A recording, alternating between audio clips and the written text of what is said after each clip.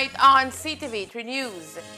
Salazar family accuses police of abuse during alleged detention in Pedro village.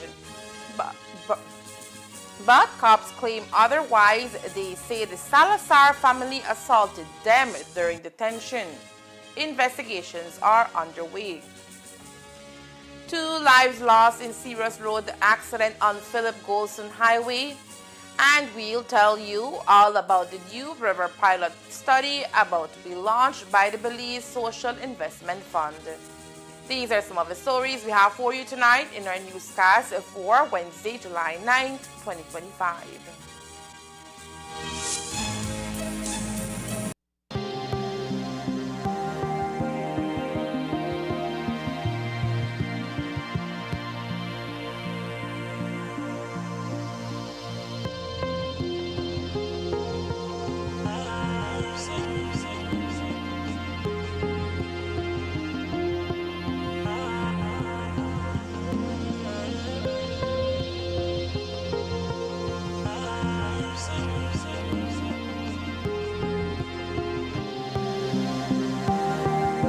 Let's all be safe during the rainy season.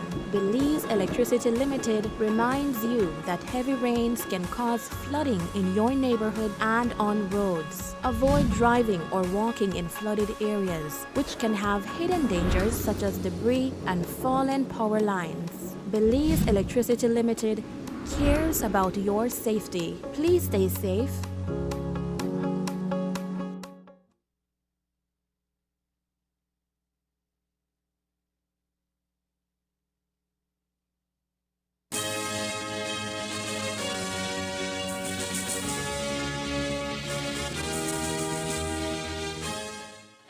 Good evening. With your news also simulcast on Fiesta FM 106.7. I am Joanna Rodriguez. A family from Pedro village in the Salazar district is tonight speaking out against the police department as they claim their family was abused at the hands of police officers. This incident sparked public outcry on Tuesday night as video footage of an altercation with police surfaced on social media. In the video, officers are seen manhandling several people, including a woman. The police, however, maintain they were attacked while trying to make a lawful arrest. According to the Salazar family, several of them, including men and women, were roughed up by police officers during a confrontation that unfolded at their residence. The scuffle resulted in 8 members of the family, including their patriarch, Jose Luis Salazar, 5 of his sons, his daughter, and a nephew being detained. Cuando yo vine a ver así, así por la oscuridad, así, vi de que entró mi cuñado y vi de que entró el patrón atrás. Digo yo, ahora a él porque lo están persiguiendo. Agarré yo, me vine, me metí en la cocina ya con mi suegro. Todos estaban ahí y ya habían agarrado a mi cuñado, pero sin ninguna explicación, que mi suegro le estaba pidiendo explicación por qué lo están correteando, por qué lo están siguiendo, y no le querían decir, y le empezaron a agredir y a decirle que vamos, y él dice, no, dice, yo no he hecho nada, dice, no te he hecho nada, y agarraron la fuerza y lo trajeron. Y le agarraron a la fuerza y le empujaron a mi marido y se vinieron acá enfrente. Bueno, yo me vine acá enfrente a ver a mi suegro que no quiere que lleven a mi cuñado. Y en eso, cuando mi suegro se metió para defender a mi cuñado, para decirle que se siente, la policía la agarró, le pegó a mi suegro. Y cuando mi esposo vio que le pegaron a su papá, todos, bueno, ellos no se van a dejar, que están viendo que le están pegando a su papá. Y se armaron y todos se alborotaron y bueno, y empezaron las policías a pegar a mi marido y lo tumbaron y le pegaron, lo patotearon y a mi cuñada la agarraron, le pegaron. Y así, y ya no se ponían quietos y están solo a agredir los chamacos y a darles con el batón que tenían. The incident, according to the Salazar family, happened as police arrived at their home and detained Miguel Salazar, who they say was mistaken by police for another person who was being sought in connection with a domestic dispute. Según ellos andan buscando a un tal Miguel, pero se equivocaron de persona. Porque yo hablé con la señora que estaba en el hospital. Ella me comentó, me dijo que su marido le había pegado, la estaba matando, la estaba ahorcando. Entonces ella habló a la policía y le dijo que acá en Paraíso necesita policía porque la están matando. Y en eso, entonces venía mi cuñado de allá de su casa acá con mi suegra. Y justamente que él pasaba por el camino, se vino, no paró. Sí, no paró porque él no es un problema de él. Y las policías lo venían correteando. Por eso él se vino. Pero él está en su conciencia que él no está metido en problemas. Y las policías solo entraron y agarraron, la arrestaron y les pegaron. Y los niños acá presentes, viendo todo. Mi hija viendo cómo le pegan a su papá, cómo lo maltratan a sus tíos, sin ninguna razón. Miguel Salazar, who was the first detained by police, was taken into custody before the altercation occurred. His family says that while he left home without a scratch on him, he arrived at the station badly injured. Mal pegaron, si él se fue de acá sin ninguna herida. Cuando yo llevo a mi suegra en el hospital que se puso algo malita, cuando yo entro veo a mi cuñado bien golpeteado. Y cuando él no se quitó de acá, él no estaba así golpeteado, sin ninguna herida, nada.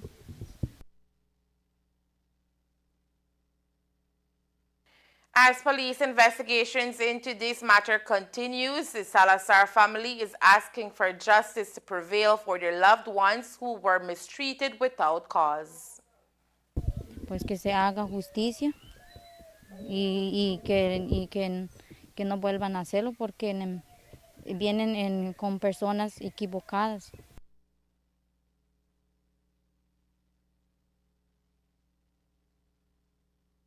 Persons detained in connection with this incident include Miguel Salazar, Hugo Poncio, Javier Salazar, Jose Luis Salazar Jr., Cesar Salazar, Jose Luis Salazar Sr., Judith Salazar, and Samuel Salazar.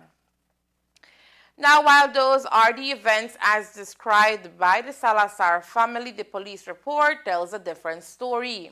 Authorities state that around 7:30 p.m. on July 8, 4 officers were on mobile patrol in Paraíso village, Corozal, when they observed a man riding a motorcycle without a taillight. The officers say they pursued the rider after he ignored orders to stop and instead rode to his residence. Upon arrival, the man was informed he was being detained and would be taken to the Corozal police station. However, police alleged that multiple family members became aggressive and attempted to block the police from leaving with the detainee. The situation reportedly escalated when the quick response team arrived, with officers claiming they were attacked by members of the family, wielding pint bottles, sticks, and a metal bar. Tuesday, the 8th of July, 2025, at approximately 7 p.m., police officers attached to Corozal Police Formation were escorting a complainant to the police station when their attention was drawn to a male person who was driving a motorcycle with no headlights illuminated, and the male person was also not wearing a helmet. Police sought to stop the individual. However, he refused to stop. Police then followed the individual to an area, and upon detaining him and seeking to leave the location, a group of individuals, some of whom were armed with battles, surrounded the police mobile, thereby preventing the police from leaving.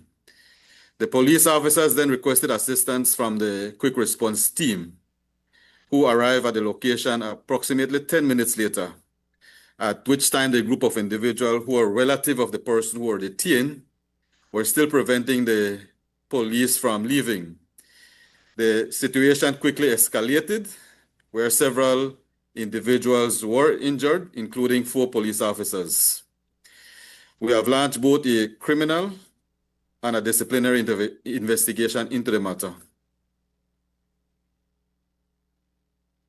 Now, while police were conducting their duty, Campo Rosado says evidence so far is showing at least one of the officers acted with undue force during the incident.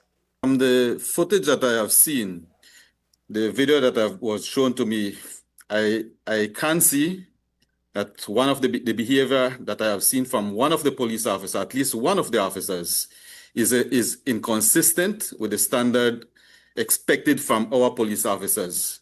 But the department, I must add, has a zero tolerance approach to police brutality. And hence the reason we are instituted both a criminal and a disciplinary investigation to ascertain what exactly transpired.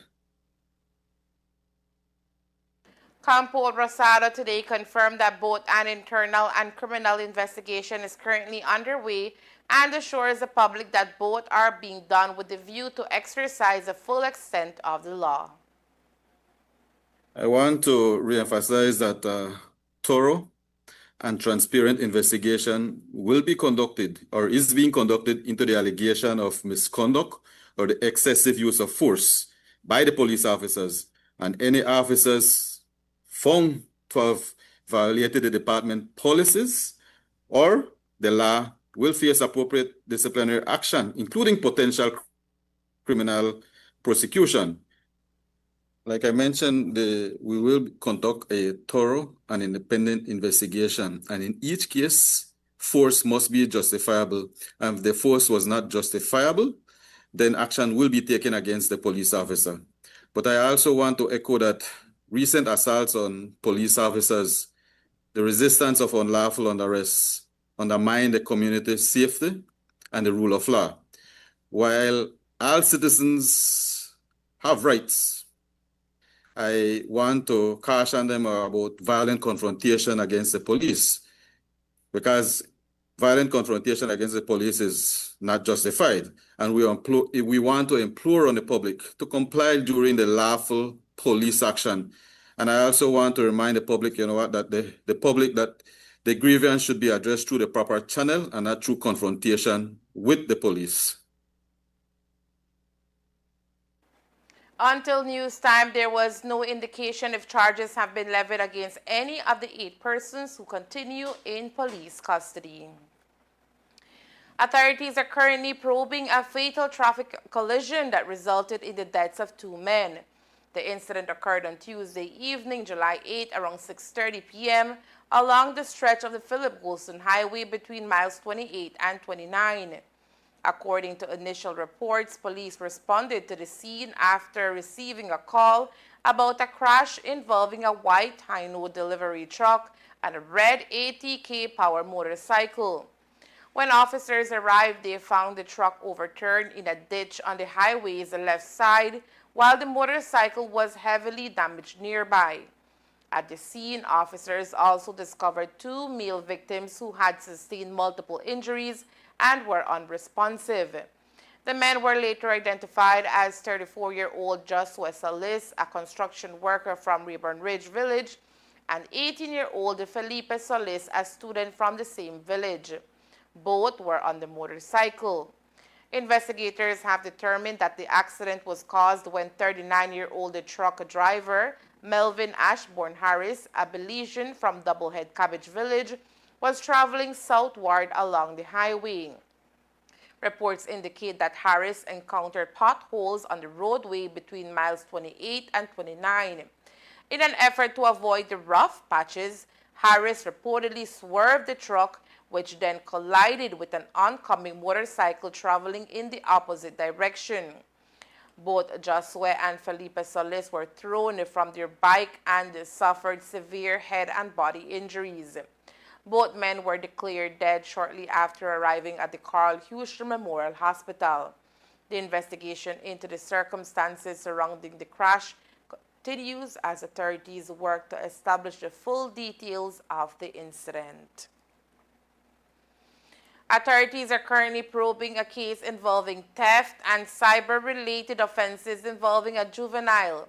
The investigation was launched on Tuesday, July 8, around 9:30 p.m. after a woman, along with her 13-year-old daughter, visited the police station to report an incident that took place earlier that evening. According to the minor, while walking along South Riverside in Dangriga Town at approximately 8 p.m., she was approached from behind by a cyclist who forcibly stole her mobile phone and then sped away. Efforts by her family to recover the device proved fruitless.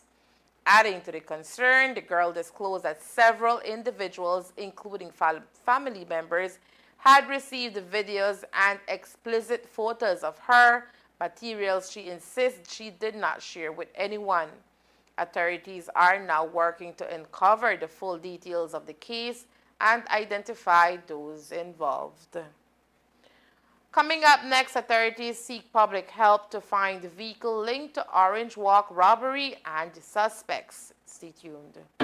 Attention farmers. The New World screwworm is a serious threat to livestock, pets, wildlife, and humans. It causes yield losses, damages the quality of meat and skins, and can even kill them if left untreated. Check your animals daily. If you see any wounds on them, treat them immediately. Prevention is key. Apply approved healing and fly repellents to the navel of newborn animals after dehorning, ear tagging, or any other practice that leaves wounds on your animals to ensure your animal's well-being. If you notice worms in unusual wounds, report them immediately. Call Baja at 824-4872 or text or WhatsApp 670-7003 or call your nearest Ministry of Agriculture office. And don't forget, never transport or receive animals with injuries. Together, we will prevent the spread of this dangerous disease. This message was brought to you by Baja, OIRSA, AICA, USDA, and the Ministry of Agriculture, Food Security, and Enterprise.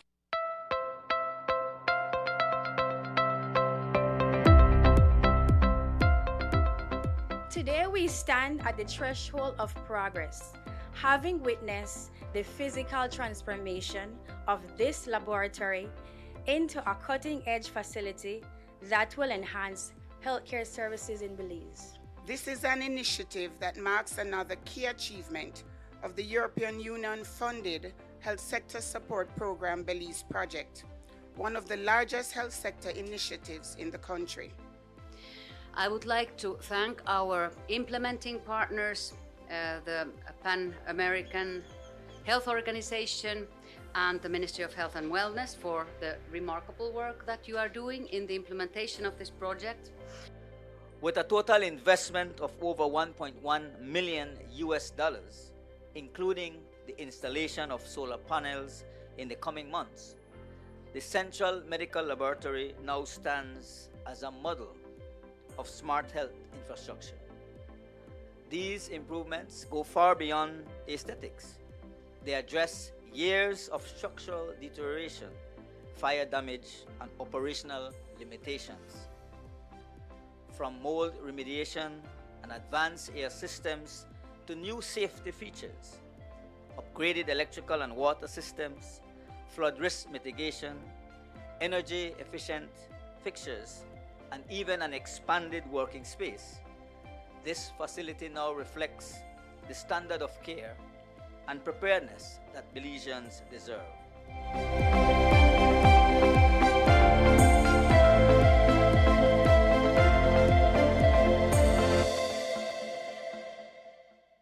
Commissioner of Police Dr. Richard Rosado confirmed today that the Belize Police Department has concluded its investigation into the tragic death of 19-year-old Kevin DePass. The findings of the investigation have since been compiled and forwarded to the Office of the Director of Public Prosecutions, DPP, for further review. DePass lost his life in late June under circumstances that sparked public concern and calls for justice. His death occurred during a reported altercation involving off-duty law enforcement personnel in Key Corker. The commissioner noted that while the police have completed their portion of the process, it is now up to the DPP to determine whether criminal charges will be filed. Reference that incident, the file has been completed and has been compiled. Reference that incident, the file has been completed and has been compiled and it has been forwarded to the Director of Public Prosecution, and we await her directive.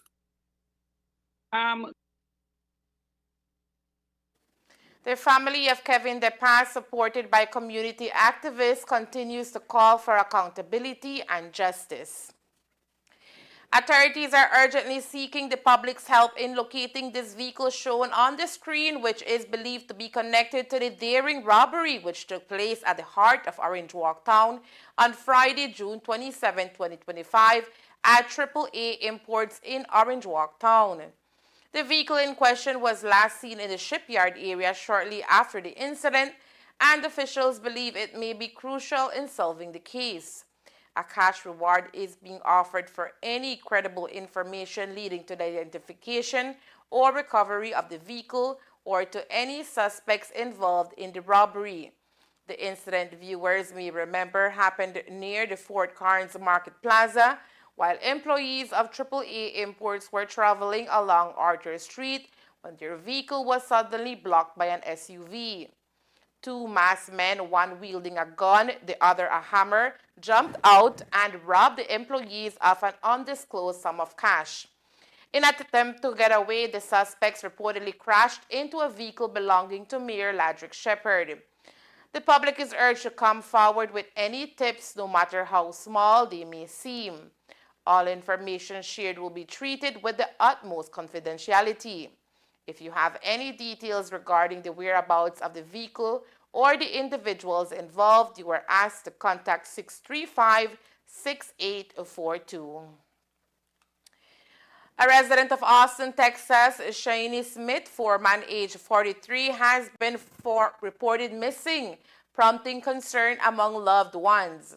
According to authorities, Shani was last spotted on July 5, 2025 in the town of Dripplings driving a white Toyota RAV4. While her exact whereabouts remain unknown, her family suspects she may currently be in Belize. They believe she is in the company of a 48-year-old man named Justin Marvin Stromberg. Anyone with information about Shani's location or may have seen her since her disappearance is urged to contact her family directly at 214-850-6312. The Belize Social Investment Fund, BSIF, through its 4-year water and sanitation program, focus on improving access to clean drinking water in rural communities in gearing to launch the News River Pilot Study Project. The New River, as we all know, is one of Belize's most significant waterways, which flows through the northern regions of the country, supporting both ecological diversity and local livelihoods. But over the years, the health of this waterway has become under strain due to pollution from agricultural runoff, deforestation, and improper waste disposal. These all contributing to declining water quality. As part of the pilot project, comprehensive assessments will be conducted to evaluate the river's current environmental condition. How does CIF actually get involved in all of this? How does the project come about? Okay, so as I mentioned, we always have to look at what is there and what opportunities we have. Our role as an institution is to ensure that we provide reliable, potable water to our communities that we serve, within the objective of ensuring that we are providing potable water. It's our role as an institution is to ensure that we provide reliable, potable water to our communities that we serve, within the objective of ensuring that we are providing potable water. It's also important, and I think it's a mandate for us to ensure that our water bodies are clean. Although DOE is the entity responsible, we work in close collaboration with them. Okay. So we always are liaising. It's more like trying to see what we can do, and trying to not only forget DOE, but work in collaboration with them to ensure that we meet the objective of what the government is trying to do, ensuring that our water bodies are clean. Right. And have you all taken a trip to Colombia to see about this particular project? How does it work? How is it implemented? And if it does work, and can it work for Belize actually? Yes. Yes, indeed. We always, benchmarking is not always the correct way, but it does help. And for us to be able to ensure that what we are doing is really, it has high possibilities of working, we made a trip to technical assistance from the IDB to go to Colombia and visit some facilities, the Mayoquin swamp, also the Corozal Arroyo in Colombia, and the technology was implemented there. And the success stories that we heard from the different communities, different persons living there was high. And based also on, in terms of the literature review that we were able to gather, then it was easier for us to make the decision on how to move forward with this project. Restoring and maintaining the river's ecological integrity is essential not only for environmental sustainability, but also for ensuring that the water source from it remains safe for human consumption. Dr. Jaime Gutierrez Fonseca of Algae Biosolutions Company believes that by injecting algae into the new river via bioreactors, the quality of water will improve. Mostly in the part in which we have the dry season, which the oxygen goes down. Usually in the past of the years, you have problems with the fishes and some odor at the river. So we will try to apply here something that works before, the cases, similar cases and even worse cases of pollution of the water body. And that is that we take microalgae, that are very, very small organisms that are living right now at the river. But then we shrunk that microalgae and put again at the river, and then they will remove the pollutants and increase the oxygen at the water. So that's what we're looking. This is a pilot study that we will intervene a very small part of the river. But if we achieve that results and we are able to improve that quality of the water, probably the government could scale up the process to a more wide zone.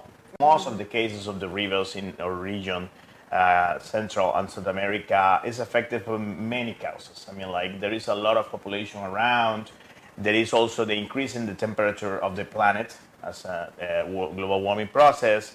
And the living that we made around the river made that the river increase the levels of some pollutants. So that we were trying to do is use the same biodiversity of the river to solve that problem. And improve. And you mentioned that this has worked in Colombia, and you're confident that it will work because you've seen worst case scenarios. Could it get any worse than what we experience here? Oh yeah, it's a lot of worst case scenarios. Actually, we also have a Corozal in Colombia, Corozal town, and there is a stream across that town, and the stream is very, very in bad situation, was in a very, very bad situation because they receive a lot of discharge from cities and towns. So we go there and we was able to demonstrate that with the microalgae you can remove that pollutant from the water and increase the quality of the water. All right. Now we're talking. The New River pilot study includes the placement of 2 bioreactors in key areas of the waterway.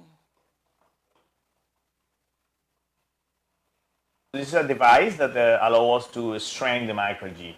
That same microalgae from the river, strain it and put it again in the river to do the work. They are kind of big, but not so much. And they are very silent. They don't make a lot of noise. And I find that beautiful, but people will say, because that we will put 2 of that bioreactor near New River, and they will do the work. Okay, and where will they be will they be placed? Have the areas been identified as yet? A boat trip to look at maybe areas in which we can have those bioreactors. And so far we have identified 2 locations, but then we need to further discussion with the town council, because at the end of the day they will have to give us the authority to be able to set that bioreactor in those locations. So at this point I can't really mention it where until I have that discussion, or we have that discussion with the mayor. Throughout the course of the 6 months, the water quality will be tested to ensure the success of the project. We monitor the quality of the water. Okay. So we made missions. There will be 4 missions in this project that have 6 months of field intervention. It's a 12-month project, but will be 6 months in the field, and we will take samples of the water and measure the pollutants. And what we expect is to see the pollutants go down and the oxygens go up. Okay, so samples will be collected, every week, every day, during the course of the pilot project? Across the 6 months, will be 4 sampling process. 4. Because you have to let the process to act over the river. You can do it monthly or weekly, because it will be not efficient. Okay. And where will these samples be tested? Do we have the laboratory and the technology to be able to do so? Yeah, well, some samples will be tested outside of the country, also for impartiality in the results. But other samples will be observed and analyzed just here on the field. With microscopes, we have expert personnel that is able to understand if the conditions are improving. At the end of the pilot study, the data will be provided to government to seek further implementation. Belize is preparing to introduce its latest series of banknotes set to hit circulation on August 4, 2025, as announced by the Central Bank of Belize.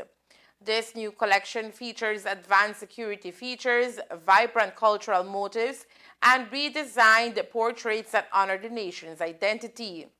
While the appearance and design of the currency have been refreshed, the central bank reassures that the denomination values remain unchanged. The fixed exchange rate of 2 Belize dollars to 1 US dollar will continue to be maintained without alteration. Central Bank Governor Karim Michael highlighted that the new banknotes mark a significant advancement in both national security and the public's confidence in Belize's currency. Starting August 4, the updated banknotes will be available at all local banking institutions. However, not all ATMs will immediately distribute the new notes, as machine updates are still underway. The central bank expects ATM systems to be fully upgraded in the coming weeks to facilitate seamless withdrawals of the new currency.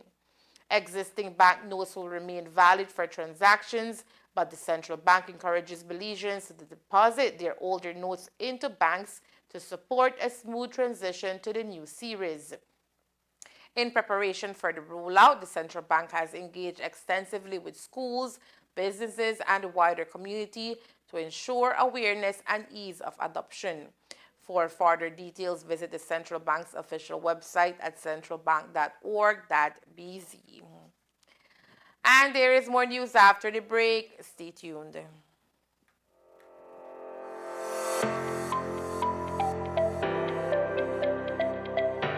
It is truly a proud and historic moment for us here in San Ignacio.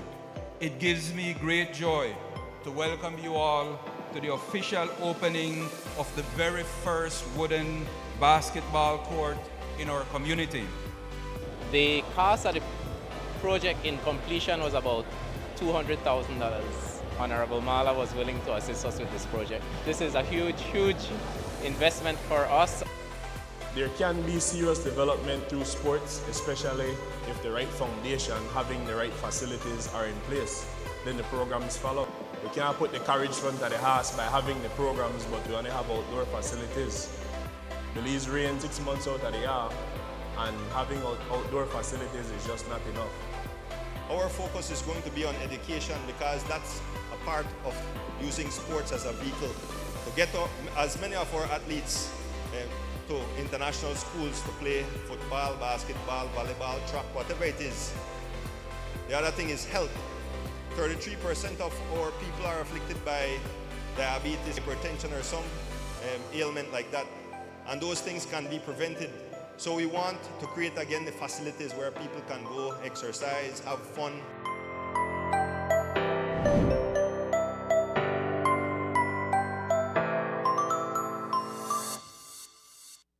Electricity is evolving, and BEL is leading the way with smarter connections across Belize. Meet AMI, Advanced Metering Infrastructure. It's not just a meter, it's a smarter way to manage power. Smart meters record your energy use in real time and securely send the data to BEL. Key customer benefits include real-time insights into energy usage, improved home energy planning, integration of solar, battery, and EV technologies, and innovative customer service solutions. Get ready! AMI is coming soon to municipalities across Belize, including the Keys, to give you more control and reliability. BEL, bringing you a brighter tomorrow. World shifts to regional supply chains, Belize is poised to lead. This is where blue innovation meets green ambition, and orange creativity thrives.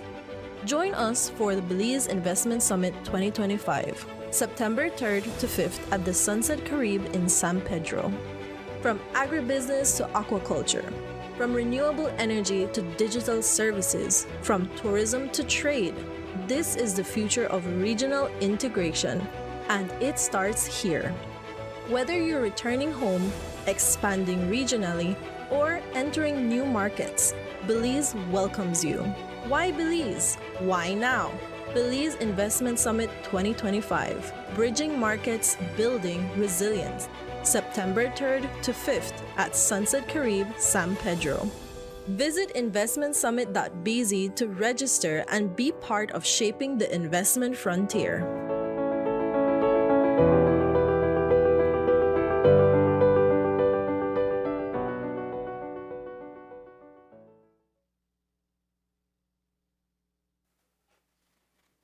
The Ministry of Health and Wellness, MOHW, in partnership with the Pan American Health Organization, PAHO, and Secretaría Ejecutiva del Consejo de Ministros de Salud de Centroamérica y República Dominicana, SECOMISCA, is advancing its commitment to public health for workforce development through ongoing trainings for the third intermediate cohort of the Field Epidemiology Training Program, FETP. This cohort received a two-part training as part of the workshop of the Intermediate Field Epidemiology Training Program. Part 1 began in May 2025 and delivered essential training in disease surveillance, monitoring and evaluation, descriptive epidemiology, outbreak investigation, and epidemiological information. The second part of workshop was held last week at Lamanai Landings Hotel and Marina in the Orange Walk district. The week began with a review of key concepts from the previous workshops and the fieldwork presentations, offering participants an opportunity to reflect on their practical applications so far. Sessions focus on epidemiological areas such as designing cross-sectional and case control studies, calculating measures of association, interpreting findings, and applying theoretical knowledge through hands-on exercises. In addition to the technical content, participants engage in meaningful discussions with mentors regarding their deliverables and received guidance to refine their work.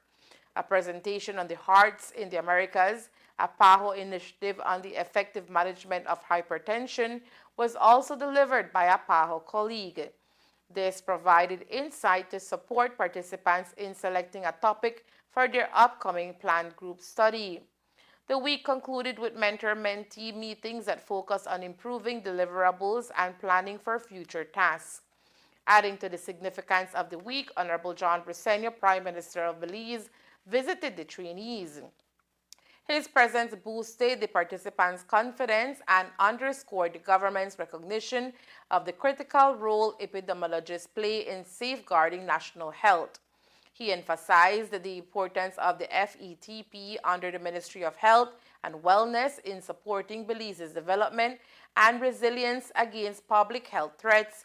Despite the demanding schedule, participants' energy, engagement, and teamwork were commendable. Part 2 of Workshop 2 will be held online this week. The Ministry of Blue Economy and Marine Conservation, in partnership with the Food and Agriculture Organization of the United Nations, FAO, the San Pedro Town Council, the National Emergency Management Organization, NEMO, and other key local stakeholders successfully hosted a validation workshop and simulation exercise for the San Pedro Town Community-Based Disaster Risk Management CBDRM plan on July 4, 2025. This important initiative is part of a broader FAO-supported project titled Community Engagement of the Coastal Zone and Fisheries Sector of Belize through CCA and DRM capacity building. It aims to bolster disaster preparedness and build climate resilience, particularly among fisherfolk and coastal communities whose livelihood are increasingly threatened by climate-related hazards. A traditional fishing village, San Pedro has evolved into one of Belize's primary tourism hubs. However, its economic reliance on tourism, coupled with its position on a low-lying island, makes it particularly vulnerable to hurricanes, sea level rise, flooding, sargassum influxes, and storm surges. The workshop and simulation exercise were designed to ensure that residents are not only informed about these risks, but are also empowered to respond with confidence and coordination. Key objectives of the activity included confirming and finalizing the CBDRM plan based on prior community consultations held in April 2025, strengthening collaboration among key disaster risk reduction actors at the local level, conducting a live simulation exercise to test the community's preparedness, coordination, and response mechanisms, and empowering fisher folk and coastal community members with the knowledge and tools necessary to take immediate and informed action in the face of disasters. And that's the news. We invite you to join us for another newscast on Thursday, July 10th here on Ctv3 News and Fiesta FM 106.7. Remember that to read a text version of the news, you can visit our website at ctv3belizenews.com. You can also log on to our Facebook page for current stories at facebook.com/ctv3belizenews or our YouTube channel at Ctv3 News BZ.